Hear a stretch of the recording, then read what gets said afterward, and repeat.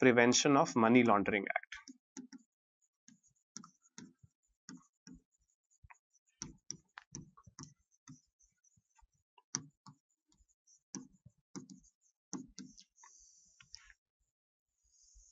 And what we are basically also interested in at this point of time is, with regard to the Prevention of Money Laundering Act, is the amendments made to the PMLA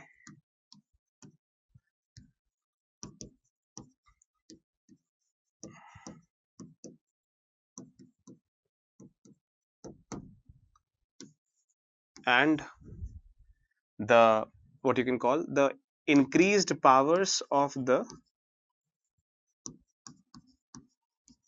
ED by the amendments made to the PMLA. This is what we are going to be focused upon, and then we can take a look at the constitutional challenge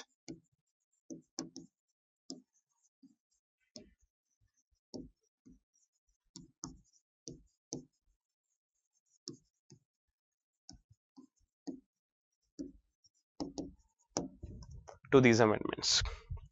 Right, this is what basically we are going to be focused upon in terms of understanding the Prevention of Money Laundering Act. Okay, PMLA. So just let me put out a little bit of a data on this. Okay, so take a look at this.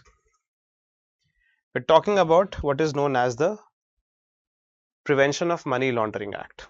Okay, now the PMLA, basically the governing statute which establishes the enforcement directorate, is basically a law which seeks to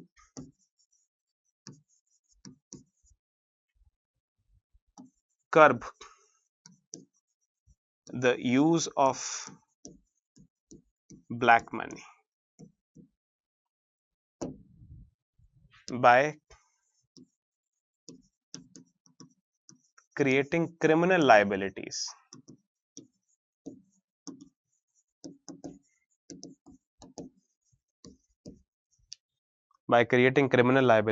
on what is called money laundering.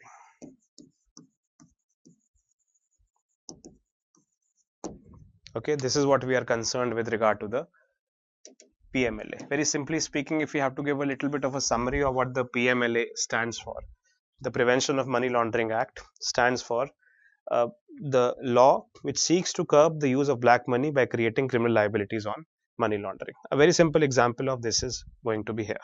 And of course, we are going to also take a look at how does ED become a kind of a special police force.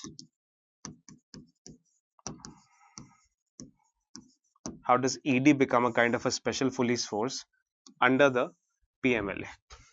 That is what basically we'll take a look at in terms of getting a sense of this part.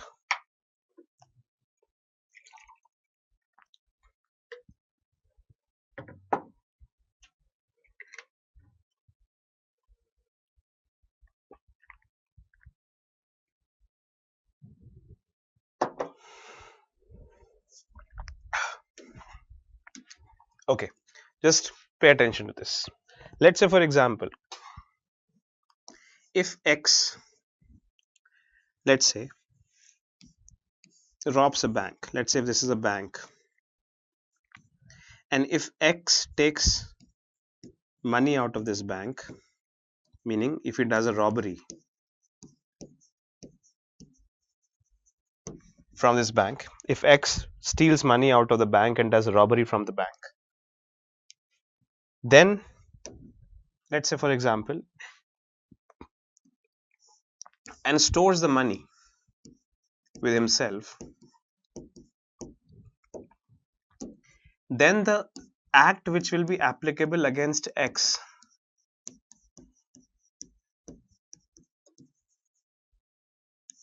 is going to be the Indian Penal Code, now renamed as the Bharatiya Nyaya Sanhita.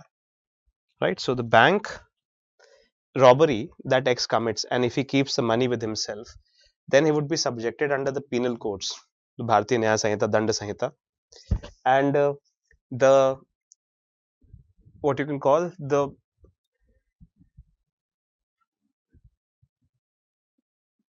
charges that are going to be made against X is that going to be of stealing, or let's say, for example, if he does some kind of a crime by defrauding.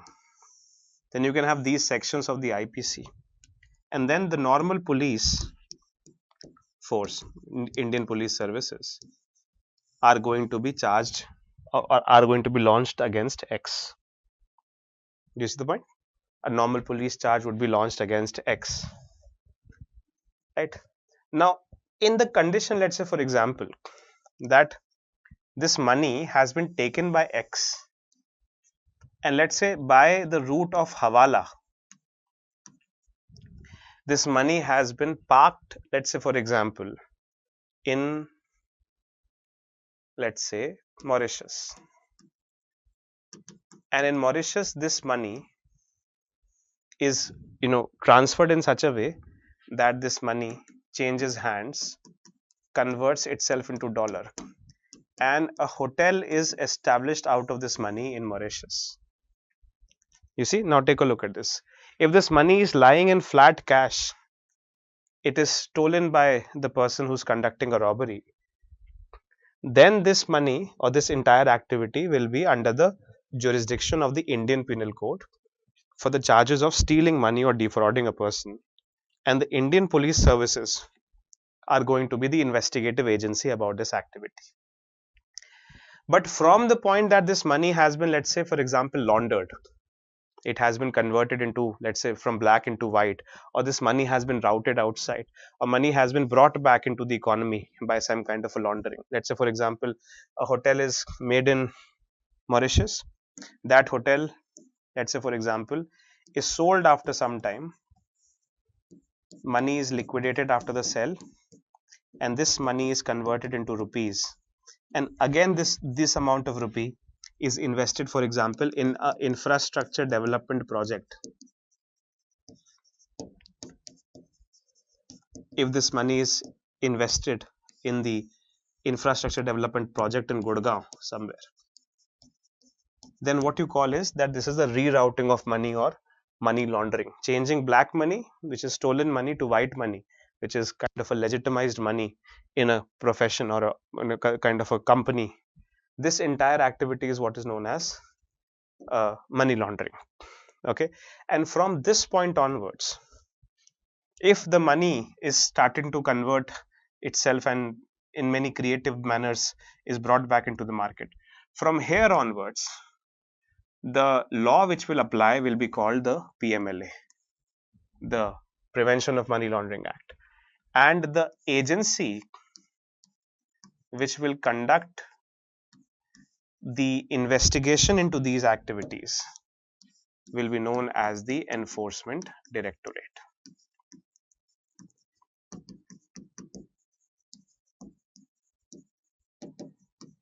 ED. So what is ED? ED is a kind of a special police which has been created under the Prevention of Money Laundering Act. And the way that this special police works, or the Money Laundering Act works, is that if any kind of an activity happens by which money is stolen, then that is stealing. Okay, that would be under the IPC.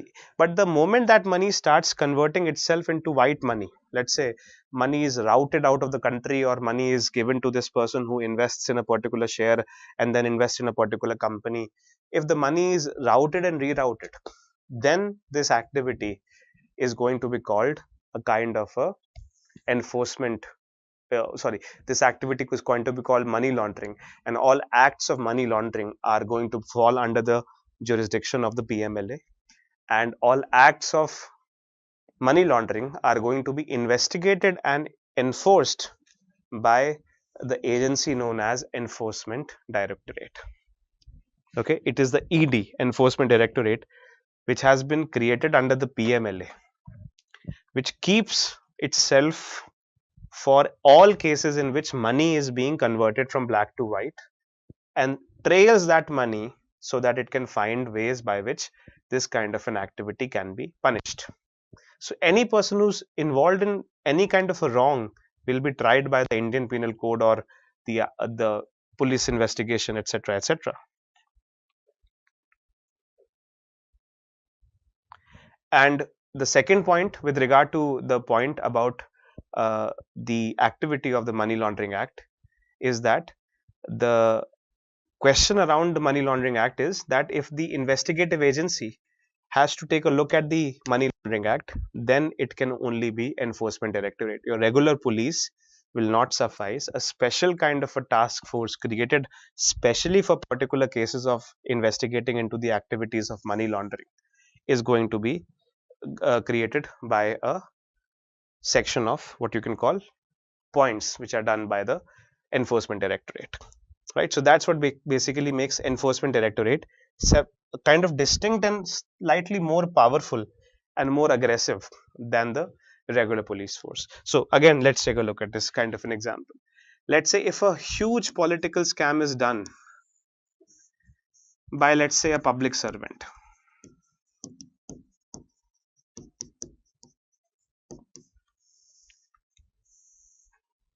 Okay, if a huge political scam is done by a public servant, right, then in that case he has taken, let's say for example, 150 crore rupees out of that scam. Or let's say if a chief minister or a prime minister or a cabinet minister has done this kind of a scam, right? Let's say for example a minister in a particular government. Now with regard to the nature of this scam, if 150 crore rupees has been embezzled, then there are going to be two separate investigations happening simultaneously. Okay, what are the separate investigations? Number one, the CBI, the Center Bureau of Investigation, will be the enforcement agency under what is known as the Prevention of Corruption Act. Okay, so when it comes to the POCA, Prevention of Corruption Act, the enforcement agency is going to be the Central Bureau of Investigation. CBI is the one which is going to be the enforcement agency of the POCA. ठीक, तो एक proceeding तो उस व्यक्ति के against यहाँ चलेगी, और अगर मान के चलिए 150 करोड़ रुपए किसी प्रकार से अगर मनी लॉन्ड्रिंग में गए हैं, मतलब अगर मान के चलिए कि इन 150 करोड़ रुपए को मार्केट में अलग अलग तरीकों से लगाया गया है, जैसे फॉर एग्जांपल किसी ने प्रॉपर्टी खरीदी, किसी ने प्रॉपर्टी को किसी और को बेच दिया, उस प्रॉपर्टी को बेचने के बाद शेयर होल्डिंग राइट्स अपनी वाइफ के नाम पे ट्रांसफर करा दी, इस तरह का अगर मनी का रीराउटिंग कराया गया तो उसको हम मनी लॉन्ड्रिंग कहेंगे। और इस मनी लॉन्ड्रिंग के केसेस में जो एनफोर्समेंट कराएगा वो ईडी के हाथ में आएगा। तो यहाँ पर तो लगेगा प्रिवेंशन ऑफ करप्शन एक्ट, एक तरफ सीबीआई इन्वॉल्व होगी, और यहाँ पर लगेगा PMLA, prevention of money laundering act, जहां पर की एनफोर्समेंट डायरेक्टोरेट इन्वॉल्व होगा। क्लास आप इसको डिस्टिंक्शन को समझ पा रहे हैं? You see the concept, do you understand this is money laundering. तो जहां पर आपने प्रिवेंशन ऑफ करप्शन एक्ट का वायलेशन किया है, वहां तो आपको सीबीआई ट्राई करेगी। ED does not try you for corruption, that is the job of the CBI. But if by the money that you have taken from corruption, अगर आपने उस मनी की लॉन्ड्रिंग करी तो फिर ईडी का जुरिस्डिक्शन आ जाता है, और तब prevention of money laundering act का जुरिस्डिक्शन आ जाता है। और बात यही है कि out of all the investigative agencies in India, very very clear and more prominent powers are given to ED. मतलब जो बाकी किसी इन्वेस्टिगेटिव एजेंसी के पास पावर नहीं है भारत के अंदर सर्च और सीजर करने की इत्यादि इत्यादि, वो सारी पावर्स एनफोर्समेंट डायरेक्टोरेट को भारत के पार्लियामेंट के बनाए हुए पीएमएलए में अमेंडमेंट करके दी। 2019 में the PMLA was amended to give extraordinary powers to one particular agency which is known as the enforcement directorate, which is more empowered than the police or the CBI to do some extraordinary action. So for example, some very special powers given to the ED under the PMLA, and which have also become the debate of the larger question with regard to the fundamental rights, is this, that for example, अगर ED अगर आपको समन देती है, और अगर ED के समन के बाद आप ED से मिलने जाते हो, मतलब it's kind of inquiry that the ED does, और अगर आपने अपने समन, मतलब when you are before ED and if ED is called you for inquiry or investigation, and let's say if you say something in front of ED by which it is in a way understood that you're admitting to having done something, अगर आपने किसी तरह से self incriminating कोई confession कर दिया, तो उस बयान को जो आपने ईडी के सामने दिया है, उस बयान को एविडेंस के रूप में कोर्ट में पेश किया जा सकता है. That is a kind of a power which has been given to the enforcement directorate under the PMLA. You see the point? If you say something in front of the enforcement directorate, and if that admission or confession has an incriminating nature or a self-incriminating nature, generally under the operation of Article 20 Clause 3 of the Constitution, any kind of a statement which is self-incriminatory in nature can not be submitted as an evidence before a court. मतलब अगर मेरे को किसी ने मार पीट के कुछ बुलवा लिया मेरे विरोध में, या मैंने कोई डॉक्यूमेंट साइन कर दिया पुलिस के सामने जबरदस्ती में आके, तो उस डॉक्यूमेंट की या मेरी बोली हुई बात की कोई वेरासिटी नहीं है जब तक मैं उस डॉक्यूमेंट और उस बोली हुई बात को जज के सामने स्थित कर दूं अपने आप दोबारा.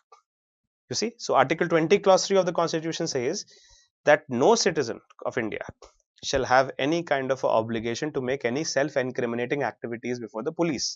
तो अगर आपने अपने विरोध में कुछ बोला तो आपको जब तक वो जज के सामने खुले माहौल में आसानी के व्यवस्था में नहीं बोला जाएगा तब तक उसकी कोई वैल्यू नहीं होगी. लेकिन ईडी के लिए ये एक एक्स्ट्रा पुश डाल दिया गया है जिसने आर्टिकल 20 क्लॉज 3 से ईडी के पावर्स को क्लैश करा दिया.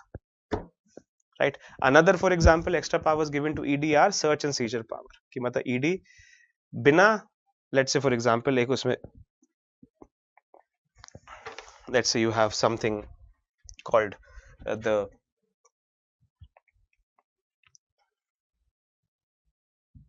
ECIR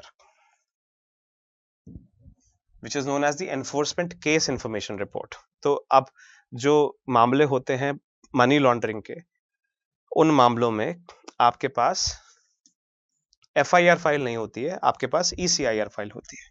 तो इसका कहने का अर्थ ये है कि enforcement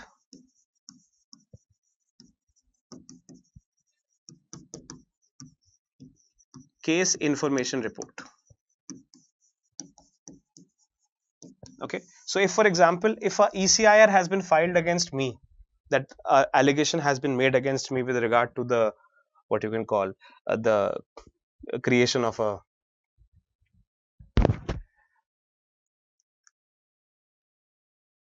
let's say if an allegation has been made against me for laundering money by corruption, okay, तो वो allegation जो फाइल होगी वो ECIR के रूप में फाइल होगी. It's a kind of an FIR but it is done for specially money laundering cases and this ECIR is registered by the enforcement directorate. अब इस ECIR का मतलब ये होता है कि अगर एक बार किसी व्यक्ति के अगेंस्ट ECIR रजिस्टर हो सकती है तो ईडी उस व्यक्ति के घर पे सर्च एंड सीजर कर सकती है. ठीक है. और उसके बाद उस व्यक्ति को कस्टडी में भी ले सकती है. राइट.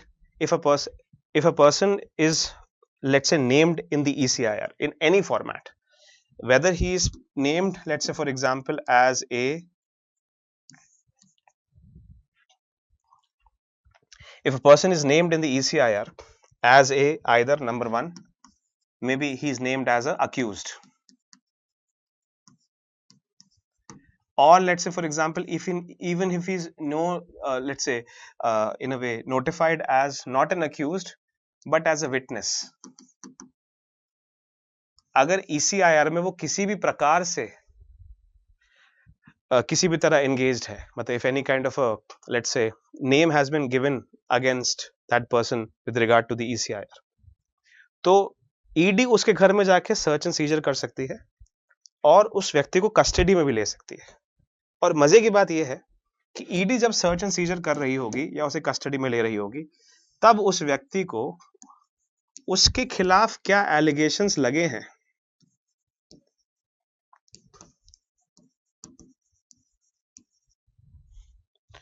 उसको बताने की कोई बाध्यता नहीं है. मतलब जैसे आपको पता है कि आर्टिकल 22 क्लॉज 1 को अगर आप देखें कॉन्स्टिट्यूशन के, if you take a look at article 22 clause 1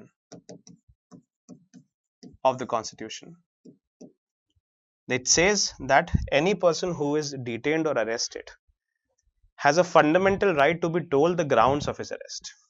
अगर आपने किसी व्यक्ति को अरेस्ट किया है तो उसका फंडामेंटल राइट है उसके ग्राउंड्स ऑफ अरेस्ट को करने का. ठीक. पहली बात ये। अब इसमें क्या लिखा है कि एक तो पहली बात कि ईसी ईडी जाके सर्च एंड सीजर और कस्टडी में ले सकते हैं उस व्यक्ति को, बिना उसको बताए कि उसके अगेंस्ट एलिगेशन क्या लगाए गए हैं, कि वो अक्यूज्ड है या विटनेस, उसको ये भी नहीं पता चलेगा कि मेरे खिलाफ आरोप है या फिर मैं विटनेस हूं।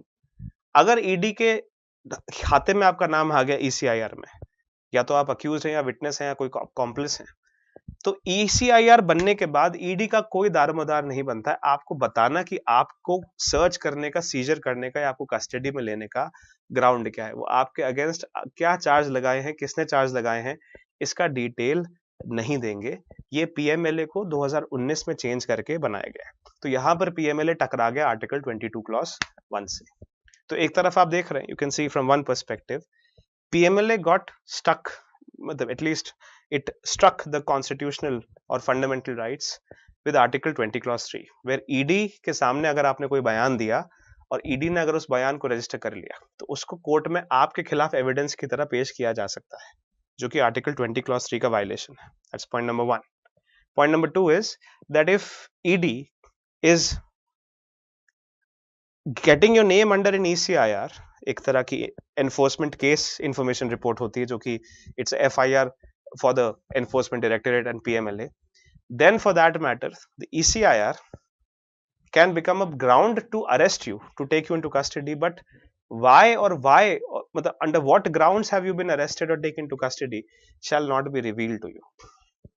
That is what we understand with the ECIR. Are we clear?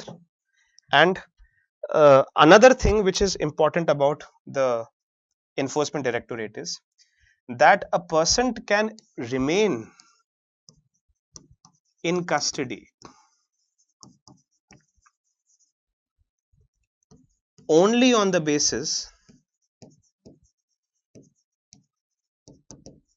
of speculation.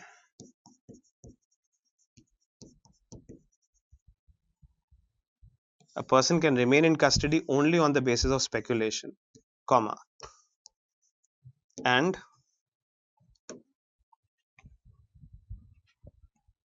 a person can remain in custody only on the basis of speculation, and the custody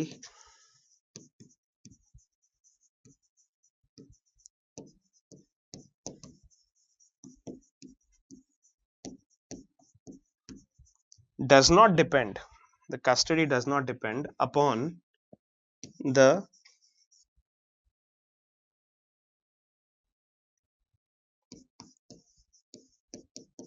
proving of the charges. मतलब आप उस व्यक्ति को तब तक custody में रख सकते हो जब तक आपको उस पे स्पेकुलेशन है। किसी भी तरह से अगर आपको एक प्राइमा फेसी केस दिख रहा है कि उस व्यक्ति ने कुछ गलत किया है, तो आप उसको कस्टडी में रख सकते हो। लेकिन जब अगर आप उस व्यक्ति के अगेंस्ट कुछ डेलिबरेटली प्रूव नहीं कर पाते हैं, तो वो non proving of the charges कि उसने डायरेक्टली मनी लॉन्ड्रिंग में कुछ किया है क्या नहीं किया है, उस आधार पे आप उस व्यक्ति को कस्टडी से रिहा करोगे। ऐसी कोई ऑब्लिगेशन नहीं है उससे। सरकार कोर्ट अगर उसको बेल दे देगा तो दे देगा, नहीं देगा तो आप उसको इन्वेस्टिगेशन और इंक्वायरी के नाम पे आप उसको परपेचुअली कस्टडी में रख सकते हैं। ठीक, now just take a look at this part which I am trying to indicate to you. We are looking at, first of all, the Prevention of Money Laundering Act, and I'm trying to explain to you how does the PMLA work.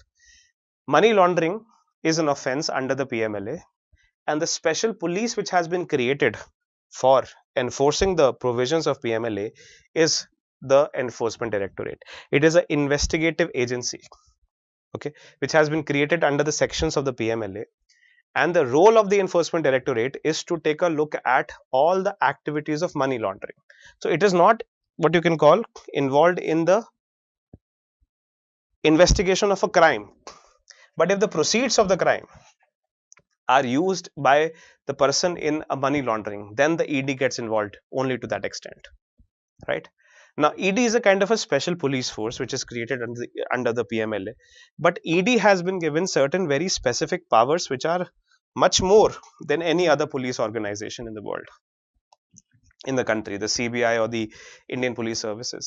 They don't have the same powers as ED. Some exceptional extraordinary powers have been given to the ED, and these exceptional and extraordinary powers were given to the ED by the Prevention of Money Laundering Act amendment made in 2019. Okay, so just take a look at this part.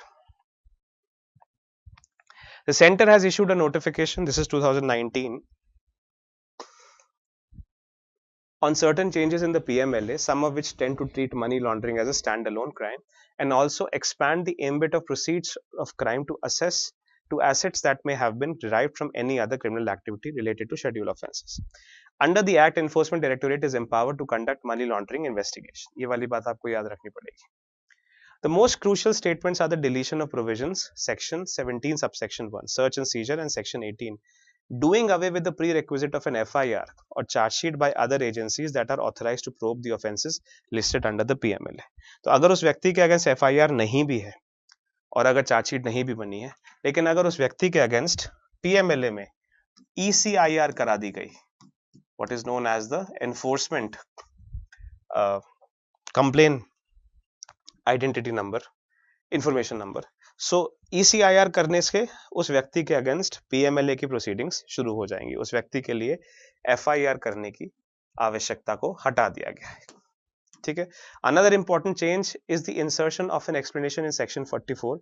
The jurisdiction of the special court while dealing with the offence under this act during this investigation, inquiry, or trial under this act shall not be dependent upon any orders passed in respect of the schedule offences, and the trial of both sets of offences by the same court shall not be construed as a joint trial. ठीक है, इसको आप थोड़ा सा भी रख सकते हैं साइड में. Take a look at this. Section 45 clarifies that all PMLA offences will be cognizable and non-bailable. Therefore, ED officers are empowered to arrest an accused without warrant, subject to certain conditions. ठीक. This is the power that has been given to the ED. So you get a sense of what I'm talking about in terms of facts. You have the enforcement case information report ECIR. If it is filed, then the ED can summon any person and order a search or seizure of a person or arrest that person.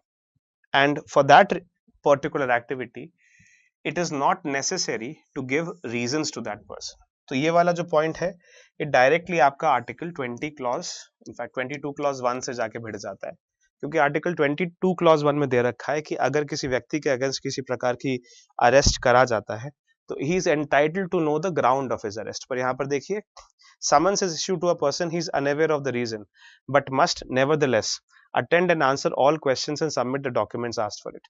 The petitioners argued that this left any investigation, issue of summons and decisions to order a search, seizure or arrest completely at the whim of the ED officials. बिना किसी कारण बताए आप उसको समन करके आप उसको arrest कर सकते हैं, और अगर आपने उसको कारण नहीं बताया तो that is going to be a violation of article 22 clause 1. तो इस बेसिस पे ED को यहाँ पर एक तरह से मतलब चैलेंज किया गया था.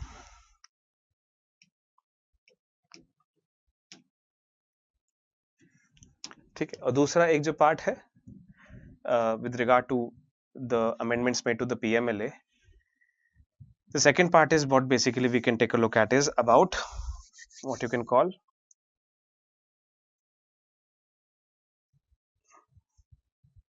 self incrimination. ये वाला पार्ट देखिए एक बार, which is another power which has been given to the ED. This is an argument made by Kapil Sibal, who was the person in a way challenging the constitutionality of the PMLA, and the special powers given to the ED before the Supreme Court. Just take a look at this.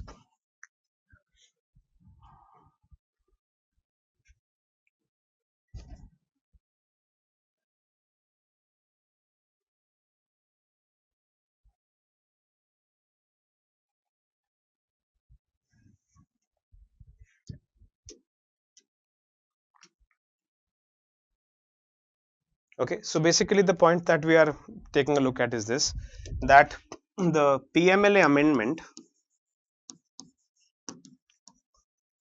made in 2019, which gave special powers to the ED, was subjected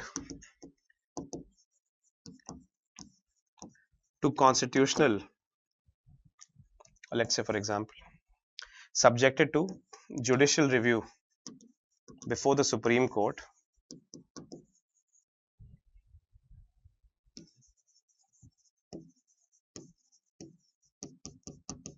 for violating fundamental rights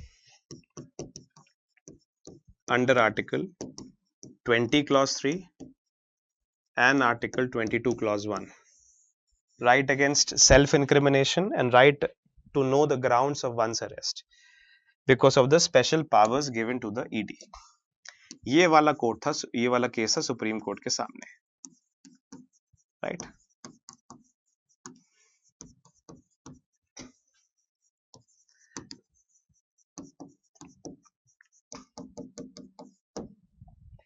This was the case before the Supreme Court.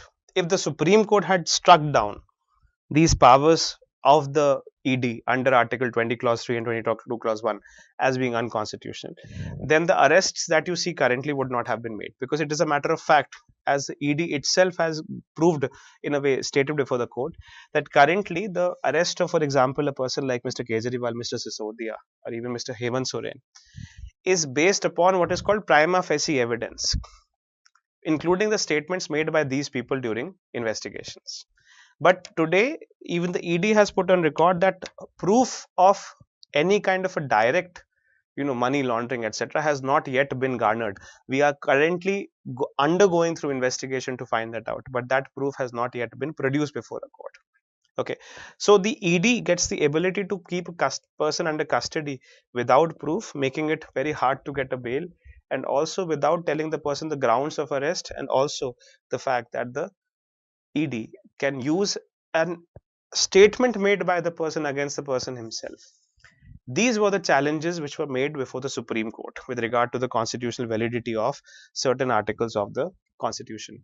And the Supreme Court, in this manner, gave the judgment that there is nothing unconstitutional with the PMLA amendments. So it rejected the, what you can say, the Supreme Court rejected the amendments made to the PMLA. Sorry, the Supreme Court rejected the constitutional validity of the amendments made to the PMLA, stating there is nothing unconstitutional about these amendments. Okay, so thus, after the Supreme Court had given a kind of a constitutional validity stamp to the PMLA, PMLA was sharpened and ED was empowered further to create investigation against certain people, and that is what you are seeing live in action today, right? So that's the whole and soul of what I can, in a way, take a look at with regard to the coverage of Enforcement Directorate and the PMLA with regard to these points in terms of the questions of the ideas. Where does Article 22 clause 1, where does it say under ordinary law, not but under preventive detention law? You are not looking at, see, the Prevention of Money Laundering Act is not a preventive detention law, right? Preventive detention law is completely different in terms of its significance. PMLA is a criminal law, which is not proved as a preventive detention law. You're not preventing any kind of an activity from happening. You're already investigating into some activity which you claim has happened, right? So it is not included under the preventive detention law, right? A POTA or a TADA or a MACOCA or all of these things can be under the UAPA can be preventive detention law, but the PMLA, a preventive detention law, is supposed to prevent something from happening. A PMLA punishes something which has happened, which is money laundering. Of course, you can say it wants to prevent the further money laundering, but that is true for every crime. If you want to take a person who has committed a murder and put him in jail, you can make the argument that you're preventing that person from committing more murders. In that sense, everything is a preventive detention law. But technically speaking, it is post-crime, not pre-crime, that the PMLA has been created, and therefore it is not a part of the preventive detention activities. It is a part of an ordinary law. Okay. All right. So this is about PMLA. I hope that you've got the point I'm trying to make in this one, right? Few things to remember over here is what is the nature of PMLA, what is the nature of what you can call money laundering, Enforcement Directorate as a special agency, Enforcement Case Information Report, ECIR is like an FIR with regard to the PMLA, and also in addition to that, you can take a look at how the new powers which are given to the PMLA are sharpening the clause of the PMLA to take control of people who are allegedly involved in money laundering, and how these new powers were subjected to a constitutional challenge. But this constitutional challenge could not sustain. The Supreme Court declared the PMLA amendments 2019 as completely legal, and therefore the PMLA is now seen in application. That is what basically we are trying to take a look at.